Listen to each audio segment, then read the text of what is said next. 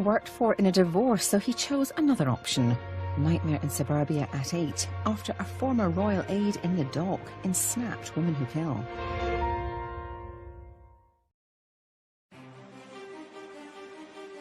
It was a Cinderella story, complete with a palace. She was thrilled to bits to be working from Buckingham Palace. And a Prince Charming. She couldn't hardly conceal her delight, you know. Oh, this really lovely man. But when the fairy tale became a murder mystery... Death has been caused, in this case, by a knife into his heart and massive loss of blood. The case captured the imagination of the country. A scorned lover and a vilified member of the royal family. You couldn't write this. But no one knew just how twisted the story would become. It was very distressing to learn the whole scenario of what had happened that night. Well, it was a surprise package, to be frank.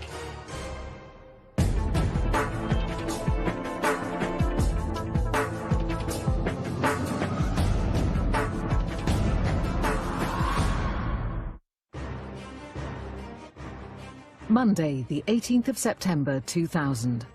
Around 3:15 p.m, the Metropolitan Police received a frantic phone call from the home of 38-year-old businessman Tom Cressman. The caller was an employee of Tom's. He just found his boss on the bedroom floor with a knife in his chest. His hands were like that, as if to pull it away. You don't have to be a rocket scientist to work out that someone's killed somebody. Lying nearby was a piece of sports equipment. Tommy had been clearly hit over the head with a cricket bat. It's kind of very English case. If he had a cup of tea and a copy of the Times next to him, it wouldn't have been out of place, really. The police arrived within minutes, but it was far too late for Tom. A large amount of blood had been lost, and he looked as if a rigor mortis set in. But who would want Tom Cressman dead? When they discovered that Tom's 33-year-old live-in girlfriend, Jane Andrews, was missing, they started wondering. The question I was asking, did she commit the murder and was she going to commit suicide? Second thing was there a third party involved, and had she been kidnapped? Either way, it was critical that Jane be found.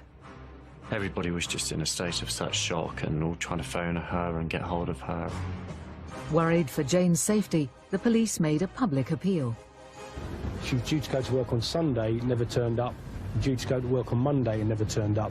Meanwhile, they've alerted ports and airports for sightings of Miss Andrews or her car, a white M-registered Volkswagen Polo.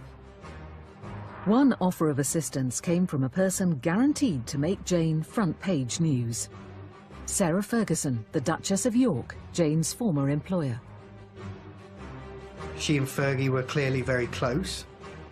The more detectives learned about Jane Andrews and Tom Cressman, the more urgent it became to find Jane. They certainly wanted to find her, you know, as much as anything to make sure she was all right. When Jane Andrews met Tom Cressman in 1998, she had long since left her past behind. She came from a working class background in what's deemed in this country to be a very working class environment. After leaving college with a fashion degree, 22-year-old Jane answered an ad for a job as a personal assistant to a working mother. It was advertising for a busy mother that needed some help, and indeed turned out to be a very busy mother. It may not have sounded like a dream job, but it turned out to be the opportunity of a lifetime. She's invited for an interview. Who should it be but Sarah Ferguson, the Duchess of York. She was a young mother, newly married, young children, travelling all over the world, and needed somebody to take care of whatever she needed. Jane had exactly the qualities the Duchess was looking for. She strives to do the best she can, and once described herself to me as a perfectionist. Jane worked for Fergie for almost 10 years. She was thrilled to bits to be working from Buckingham Palace. She literally did dedicate her life to her job and to her boss and to the family. She applied the same dedication to her personal life. She worked hard at meeting the right person. She put a lot of herself into meeting somebody. She didn't find it difficult to have boyfriends.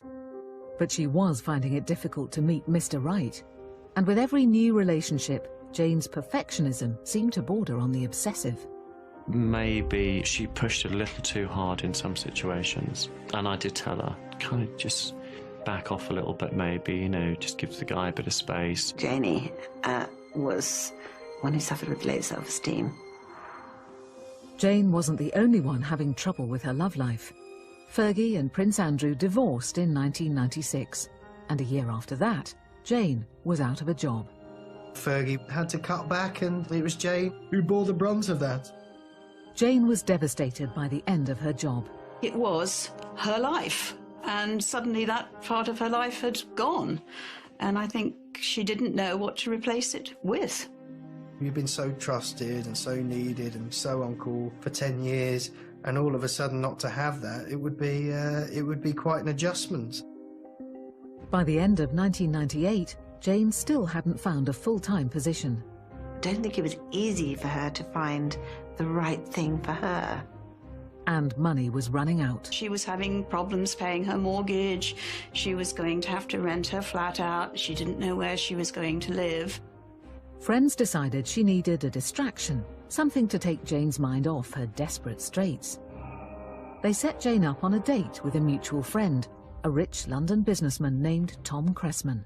The girl who arranged the blind date with Jane, I know she was very sorry for Jane because she was so disappointed at losing her job. One date later, and Jane's traumatic year appeared to be forgotten. Oh, she could hardly conceal her delight, you know. So, oh, this really lovely man. He wasn't technically a prince, but the rich and charming 38-year-old was close enough. Tom was what I would call the boy with all the toys. You had the boat, you had the classic cars, you liked to go to nice places, good holidays, go out. He was always good fun, always laughing, kind of filled a room with his laugh. Meeting Tommy really was very uplifting for her. You know, it was nice to see her happy. Not only did Tom lift Jane's spirits, he also solved her more immediate worry. Before long, he offered her a place to stay. He suggested at the time that she move into his spare room on the top floor of his house. Tom lived in a sort of big place in leafy Fulham, where people like Hugh Grant live, and lots of TV presenters, and certainly very, very well-off people live there. So he had the room, and in moved Jane. The arrangement was only supposed to be temporary until she found a home. But over the next few months, it became clear that she thought she'd already found one. He was doing her a favor, letting her stay in his room rent-free upstairs. And then the next thing we knew, Jane had moved down a floor. I don't think he sort of consciously went to say, this is the girl for me. This is somebody I want to go out with, have a relationship with. I think it just sort of happened. When they first met Jane, Tom's family weren't impressed with the new woman in his life. I thought if she was Tom's choice, that was fine, but that was about as far as it went, as far as I was concerned. I first met Jane one afternoon at my mother's house. She didn't come across as a great personality. She was very busy sewing little roses onto bathing suits that she informed us she was going to send to the Duchess of York's 2 girls, because she missed the little princesses enormously. Jane made no secret about her feelings for Tom or her hopes for the future. She would glow around him, definitely. She really fell in love with him. I remember once asking her, do you think you're going to marry this man? She looked at me and she went, well, I hope so. But as the relationship progressed over the next year, friends started noticing tensions. He could be quite snappy with Janie. He was so condescending and spoke to her like she was a child. But did he do more than patronize her? One incident in November of 1999 left Jane with her wrist in a bandage and her friends a little unsure. She had a sprained some bone and she did go to the hospital, but no allegation of abuse or physical assault. They'd been dancing, and I remember thinking, wow, you know, that's a bit excessive. She said that she had fallen. Whatever caused the sprain, it looked as if the couple were heading for a break. As the relationship grew, she did become more and more possessive with Tom. It really became quite an obsession relationship. So why wouldn't Tom end things himself? It wasn't so simple, according to his family. She would threaten suicide at times, not quite the drop of a hat, but if there was any sort of conflict, that would be her answer to it. And I think that worried him immensely. Tom stuck it out for another year. In September of 2000, around their second anniversary, Tom took Jane on a 2-week holiday to the Mediterranean. They spent several days with Tom's family at his mother's home in the south of France. When Tom whisked Jane away to Italy on his boat, Jane seemed sure he had an ulterior motive. It was pretty clear that Jane's expectation on their trip to Italy was that Tommy would probably propose to her. But would the romantic getaway Jane expected lead to a wedding or a funeral? Late Sunday morning, on the 17th of September, Barbara Cressman called her son in London from her home in the south of France. It had been 2 days since Tom and Jane had flown home to England, and when his mother couldn't reach him, she wasn't concerned, at least not at first. I thought, they've gone to have Sunday lunch together somewhere nice, so be it. But when Sunday turned to Monday and still no return call, Barbara began to worry. When she didn't hear from him by Monday afternoon, she tried his office. I called the office and was told that he hadn't come in yet. And then was when I asked one of his employees to go over and see if he was all right. As the hours passed without word, Barbara Cressman began to fear the worst. I'd been sitting in the dark and I just knew something awful was wrong. The phone finally rang late that evening, but the voice on the line wasn't Tom or the employee she'd sent to his house. It was London Metropolitan Police Liaison Officer Paula Marshall. Paula said, "I have to tell you that your son is dead." It's a numbing sort of thing to have anyone tell you. And I just knew that was the kind of news I was going to get. Exactly what had gone wrong, Officer Marshall didn't know, but she did tell Barbara that Jane was missing. None of Jane's friends had seen or heard from her since she and Tom had returned from France, and the police feared for her safety. She hadn't been seen for a couple of days. Her car wasn't there. But when Barbara called to break the news to her other children, she couldn't help voicing her own suspicion about her son's death. She just said, "Kath, she's killed him." Barbara Cressman would return home to bury her son, while the police raced to prevent a second funeral. She seemed to be going in and out of it, almost like conscious, unconscious, slurry, etc. On Tuesday, the 19th of September 2000, the UK woke to sensational headlines. The story broke that rich businessman who lived with a former aide of Fergie had been found murdered in his house, and his girlfriend was missing. The missing girlfriend was 33-year-old Jane Andrews, a former aide to Sarah Ferguson, the Duchess of York. Jane's businessman boyfriend, 38-year-old Tom Cressman, had been found stabbed to death. A friend of mine rang me up and said, "Go and get a newspaper." And I think my first thoughts were, "God, Jenny's dead." I just kind of really believed she would be dead. And then it was like, "No, Tommy's dead." And I'm like, oh. The police had issued an appeal for anyone who might know Jane's whereabouts. Several of Jane's friends immediately tried to reach her on her mobile. I think I must have rang her day and night. It was probably 100 calls, if not 200 calls. I tried to call her, sent her texts, didn't have any response at all. Even Jane's former employer, the Duchess of York, tried to help. The Duchess of York was texting her and phoning her all the time. But as the hours passed with no response, everyone began to wonder, was Jane unwilling to respond, or was she unable? The clock was ticking. While both the police and friends frantically searched for Jane, detectives were busy gathering evidence at the crime scene. The first 24 hours are what we term the golden hour, which means generally if you miss the main clues in those 24 hours, it's very difficult to retrieve them subsequently. Tom's clothes and the position of his body suggested he had been killed sometime during the night. Tom was found in his pyjamas. He was either asleep or getting ready for bed. He'd gone face down between the bed and the wall with his hands over the knife, and the pillow was sort of placed over that gap on top of him. An initial scan of the house revealed Tom had been stabbed with one of his own knives. It was apparent very early on that the murder weapon was a knife from the knife block in the kitchen. A closer examination of the body showed that a knife hadn't been the only weapon used on Tom. And there was an indentation on his forehead. Detectives believed they'd found the answer on the floor near his bed. There was a cricket bat on one side of the room.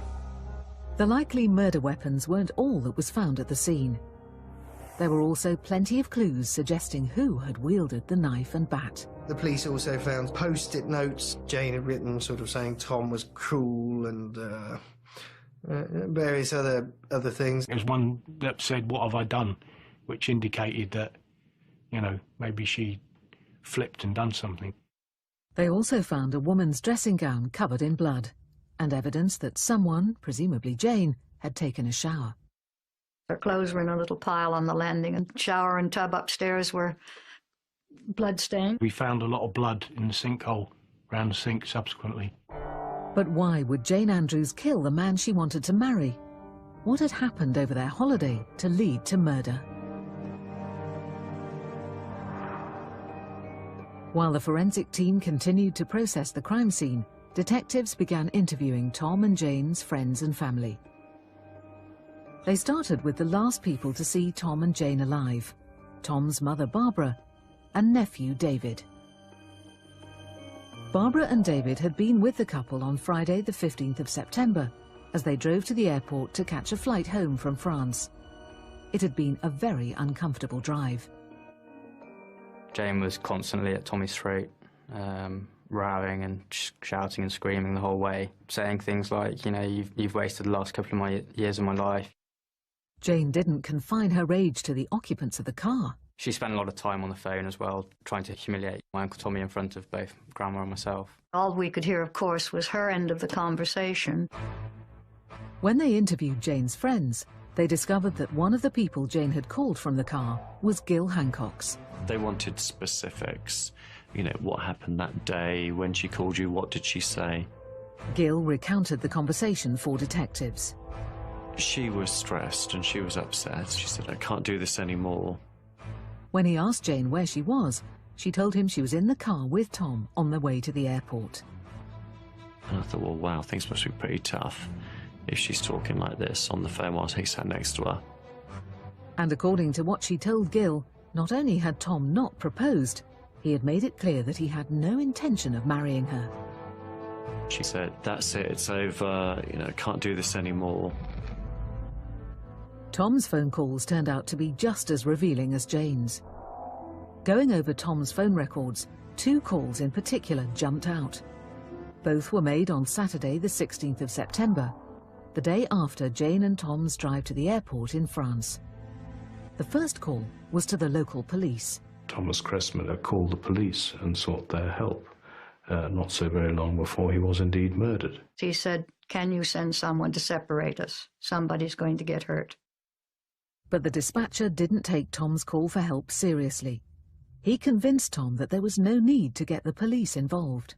The police constable that answered the telephone dealt with Tom Cressman with a certain amount of incredulity and cynicism.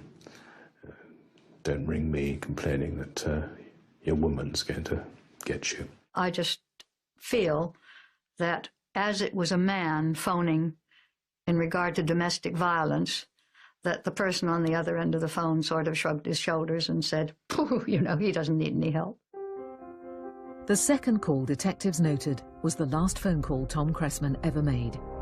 It was to an unlisted number belonging to Lucinda Ellery, a friend of both Jane and Tom. So I remember getting the newspapers, and then they're trying to trace a call that was made at a certain time, such a, you know, of such duration. It's the last person that Tommy spoke to. So I think that was me. Lucinda contacted the police immediately. She told them Tom had called her with the news that Jane had walked out on him. Tommy said she'd gone and it was all finished, it was over and done with, never the twain shall meet. According to Lucinda, the words, "she's gone," were barely out of Tom's mouth before Jane came back in the door.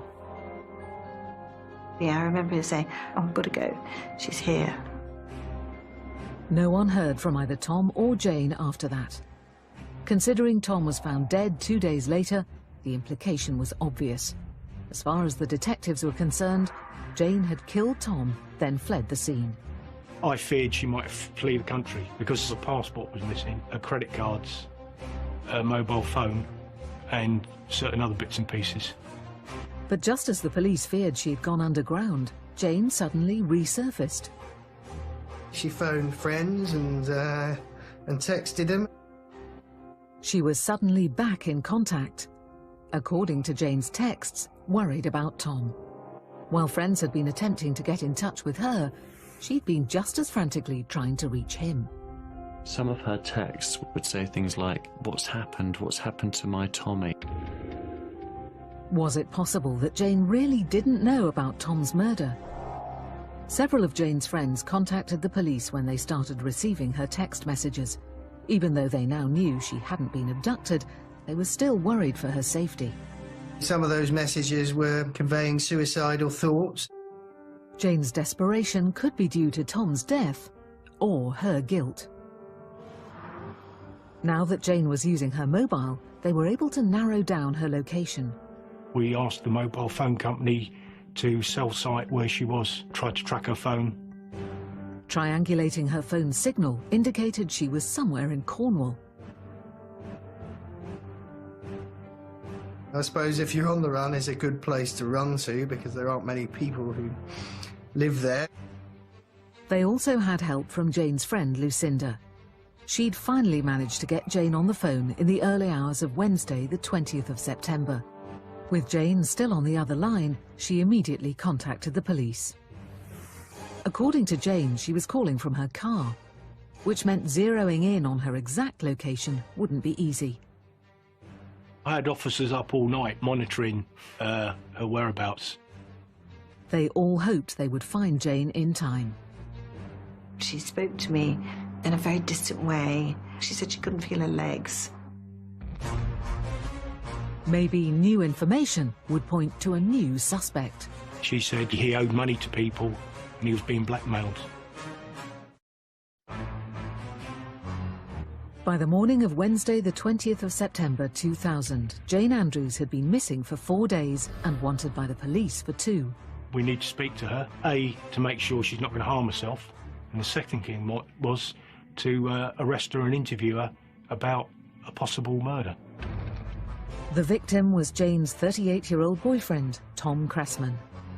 Tom had been found stabbed to death on the 18th of September, and evidence at the scene seemed to implicate Jane. Every airport, every seaport, and everywhere where police have a control is alerted to this woman's photograph, details, name, address, all the rest of it. It did look bad for Jane. There's her boyfriend found in a bloody mess, and Jane is nowhere to be seen.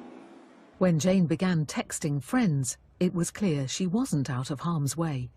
Jane was completely irrational. Her mental state was hugely fragile. Her emotional state was completely wrung out. You know, the ramblings of a mad person, basically. The police had been tracking Jane all Tuesday night and into Wednesday morning, using mobile phone transmitters. They knew Jane was on the move because she'd also called her friend Lucinda from her car. The police had given me a number, so I had Janie on one phone and the police on the other. She was very cooperative and was actually concerned for Jane's safety because she had the same opinion in me, that she felt she might do something to herself. Lucinda had tried to get Jane to reveal her whereabouts, but Jane herself didn't seem to know. She seemed to be going in and out of almost like conscious, unconscious, slurry, etc. She told me she was in a side road, that she could see houses. Around 6:45 a.m, the police finally located Jane's car on the side of the road, about 200 miles west of London. She was eventually caught at the side of a road under a blanket in her car. She wasn't very lively. She'd been sleeping. She complained of being very cold. Jane told the officers she'd overdosed on paracetamol.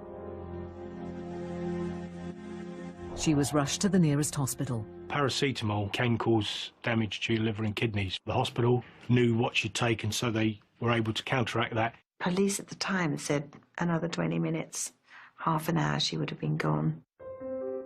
By that afternoon, Jane's condition had stabilised.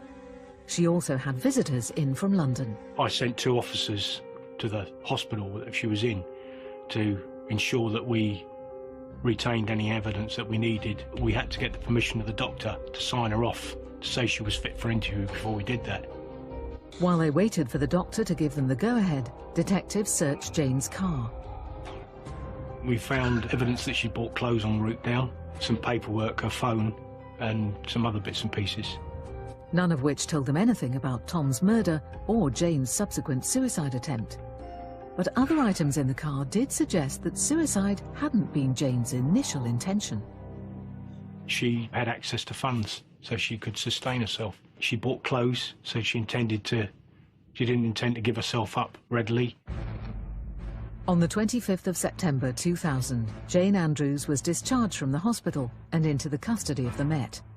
She was immediately arrested and taken back to London for questioning. In any major investigation, it's always important to get the suspect to talk so that they give a version of events. And our job as detectives, while she's given that version of events, is either prove or disprove it. When asked what had happened on the night of Saturday, September the 16th, Jane told them someone had broken into the house and attacked Tom. She said, you know, it was an intruder. The detectives immediately dismissed Jane's story. There was no evidence from the house to house or anybody else that a third party was involved. There was obviously no forced entry in the house and so on. Jane said Tom had recently made some dangerous enemies. She said he owed money to people and he was being blackmailed. We interviewed family, friends, business associates. None of them were aware of anything like this. But the police told Jane that what they did have was plenty of evidence that implicated her. Barbara had given us the background about the quarrel. The knife's missing from the kitchen block in the kitchen. There's some post-it notes from Jane. All the facts contradicted her version. Faced with the evidence, Jane broke down. She said, "Yes, I killed him." Jane didn't confess to murder. Instead, she told detectives she killed Tom in self-defense. She claimed she'd been driven to murder because of Tom's behaviour that night. Jane told them she and Tom had been fighting from the moment they got back from France on Friday, the 15th of September. On Saturday, things got worse. The core of it was that Tom Cressman treated her badly. He was violent towards her. According to Jane, things got so bad she left the house to calm down. When she came back that evening, she went straight to bed. She thought everything would be all right in the morning, which it had been in the past. But since Tom had been physical with her earlier, Jane said she'd taken precautions, placing the cricket bat and kitchen knife by the side of the bed. She says that she'd put them there for her protection. According to Jane, when Tom came into the bedroom later, he was physical again, in more ways than one. Tommy had asked her for sex, and she had said, "Don't be so horrible," and tried to fight him off. And as a result, Tommy had hit her. After that, Jane claimed, everything was a blur. Her story is she can't remember a lot. She said, "He attacked me, I've defended myself, oh, look what's happened, I've stabbed him." There was suggestion it was all a bit of an accident. The next thing she remembered clearly was leaving. She left that house thinking she still may be pursued. She got into her car and drove. Jane ended her story insisting that Tom had been alive when she left. The police, however, were sceptical. If you do think that someone is dying that you know has stabbed, unless you want that man to die, you're going to phone the police and say, "There's someone dying in my house. Please send an ambulance."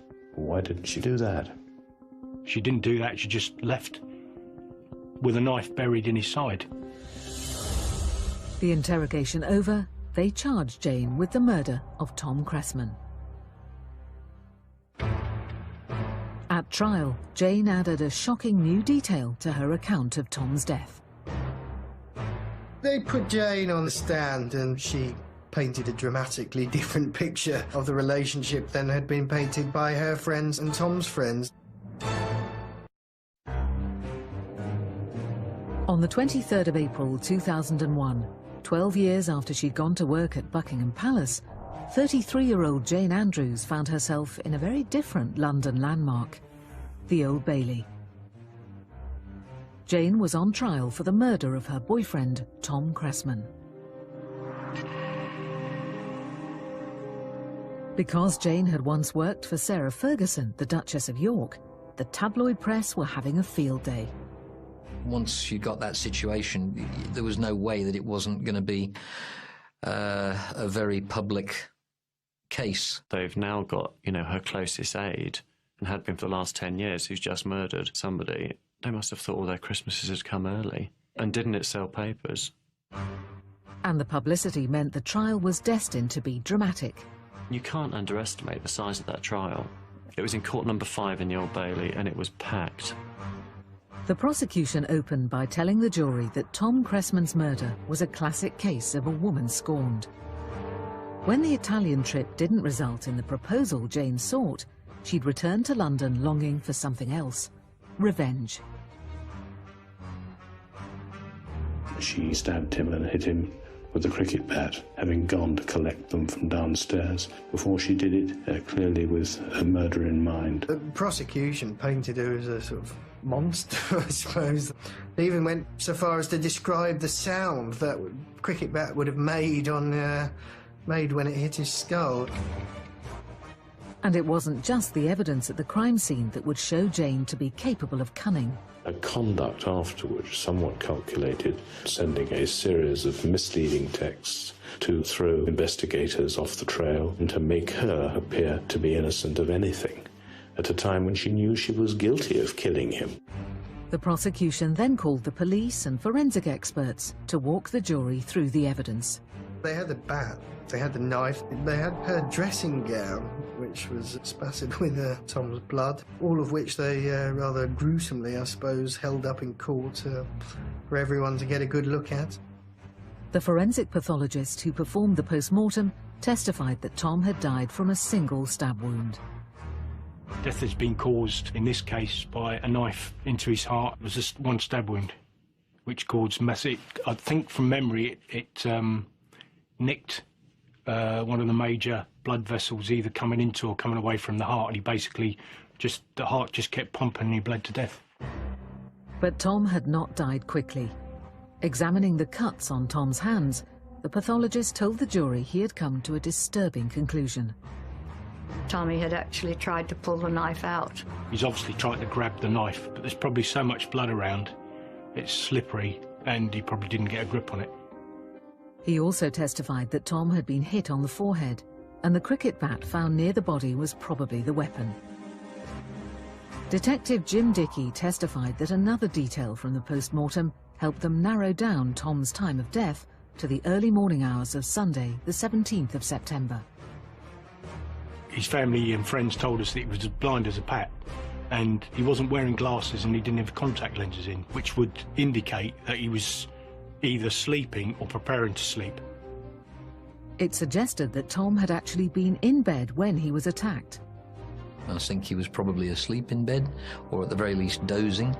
Detective Dickey told the jury Tom literally never knew what hit him. If you're falling asleep or asleep and someone hits you, you wake up with a bit of a shock. And before Tom had time to react, Jane struck again, this time with a knife. She must have been either standing or kneeling over him, and it's gone straight into the heart, and basically he bled to death. Tom's family was horrified to hear the details of his last moments. The sadness to me was when I learned Tommy had actually tried to pull the knife out, and she'd just left him there to die. You know, which is just awful. But why had Jane killed the man she had hoped to marry? Both Tom's family and Jane's friends testified about Jane's state of mind before the murder. Tommy finally made it clear to her that he had no intention of marrying her.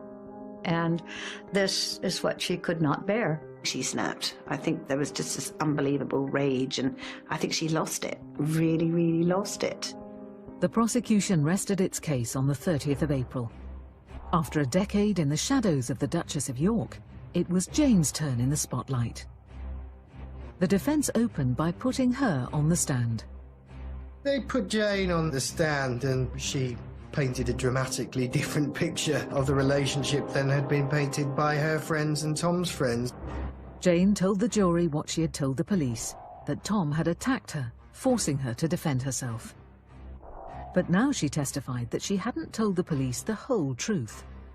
She said he was trying to rape me. He'd done it earlier that day, and here he was doing it again. I could take no more of it. The rape wasn't the first time Tom had physically abused her, according to Jane. She claimed he had put her in casualty after one particularly bad incident. Jane tried to imply that my Uncle Tommy had deliberately broken her wrist one evening when they were having a dinner party back at Tommy's house. At the time, she had told friends she'd slipped and fallen while dancing. The truth, as she told the jury, was that Tom had pushed her. When asked by her defence lawyer if she could explain to the jury why she had stayed with her abuser for so long, Jane made yet another surprising revelation. She was claiming abuse in childhood almost as an excuse for what she'd done. If you're being beaten or if you're being abused, that's normal. Maybe that does become normal because that is your normal life. On the 2nd of May, the prosecutor began his cross-examination by asking Jane why she hadn't told the police about the rape. When she came to the police station or the hospital, we would have taken swabs, we would have had her examined appropriately, and if that had been the case, we would have obtained evidence to support that. Jane's answer was simple. She said she was embarrassed and hadn't told them, which might well have been the case. The prosecutor then asked why, after having left, she'd returned to the house the night of the murder. She had gone away when she came back. If you had walked away from an abusive relationship, why go back? And after coming back, why had she got into bed with her alleged abuser? Jane conceded even she didn't understand why. She was actually quite candid. She sort of said it didn't make any sense and that she was tired and she just wanted to go back to bed. Then the prosecutor confronted Jane with a piece of evidence the police had recovered from her car after her arrest. Brand new thong underwear, bought just hours after leaving the crime scene. She said that she had left the house in a hurry and needed something to wear. I questioned the thong as the garment of choice. By the 2nd day of cross-examination, Jane's composure was beginning to crack. The prosecution basically made her look like she was changing. She'd changed her story and finally settled on one. On the 3rd of May, after 3 grueling days on the stand, Jane finally reached her breaking point. When the prosecutor asked Jane about her alleged childhood abuse, she broke down. It was genuine emotional collapse. It was quite apparent to us all. After 3 weeks of trial and 2 days of deliberations, the jury of 10 women and 2 men had reached a verdict. In big trials, the moment of delivery of the verdict is a moment of very considerable tension and drama. Jane's trial had already had more than the usual share of dramatic moments, including Jane's shocking testimony that Tom had raped her. Though it was a surprise package, to be frank. Had the jury believed her allegations, Tom's family were worried when the jury foreman rose to read the verdict. The judge kept saying, if there's reasonable doubt, if there's reasonable doubt, if there's reasonable doubt. And we were all like, oh God, you know, what if they feel that there is? There was also the matter of Jane's collapse on the stand 2 weeks earlier. How would that affect the jury's decision? Her circumstances were unusual, and her vulnerabilities are understandable. There was always an element of doubt in my own mind that the result of the verdict might not go in our favour. The jurors didn't harbour any such doubts, apparently. They found Jane Andrews guilty of Tom Cressman's murder. A lot of the things that Jane said at the trial were lies. And I was very happy that the jury recognized them as lies. She was clearly a vulnerable individual, but that vulnerability, in the view of the jury, was not to be typified by a sense of diminished responsibility, as we call it, for the act of killing. The judge sentenced Jane to life in prison. The judge called it a brutal attack. In ending Tom's life, she'd ruined her own. Jane's friends say she would not disagree with the judge's words. I don't think Janie will ever, ever, ever forgive herself. I think she's capable of very deep feeling, and she's not cold and callous at all. I think, in fact, she's totally the opposite of that. Tom's family are grateful justice was done, but the verdict doesn't change the fact that they also have to live with a life sentence. It's something none of us will ever forget, that we will always live with. Every family occasion, you will think Tom should be here for this. A friend of mine who'd also lost a son told me the one thing that was absolutely true. She said, "You'll never get over it, you just have to learn to live with it." So that's what I've tried to do, is learn to live with it.